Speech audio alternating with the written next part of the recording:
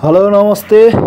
आज चाहिँ म तपाईहरुलाई यो बेस कसरी गर्ने भनेर देखाउन गइरहेको छु। यो चाहिँ क्रसर रन बेस हो। यसमा सुरुमा ग्रेडरले यसरी ग्रेडिङ गरिन्छ। त्यसपछि ग्रेडरले ग्रेडिङ गरिसकेपछि यसरी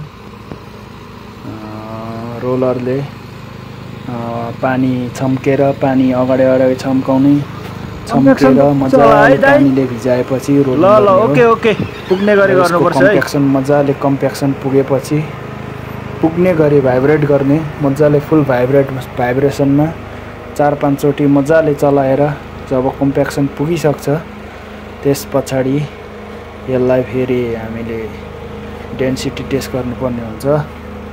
डेन्सिटी टेस्ट गर्दाखेरि चाहिँ हामीले पहिला यसलाई मजाले कम्प्याक्सन गरिसकेपछि सुक्न दिनुपर्छ। यसलाई घाममा मजाले सुकिसकेपछि मोइस्चर फेरि धेरै आउँछ। सुकेन भने राम्ररी सुकेन भने डेन्सिटी मोइस्चर धेरै आयो भने डेन्सिटी नपुग्ने सम्भावना हुन्छ यसलाई।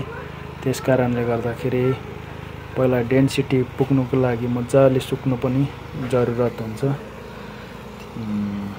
यस्तो भिडियोहरु अझै म अरु भिडियोमा पनि बनाइरहन्छु र डेन्सिटी लिएको पनि म अर्को भिडियो यस पछाडि फेरि बनाउने छु भन्दै हस्त। धन्यवाद, नमस्ते।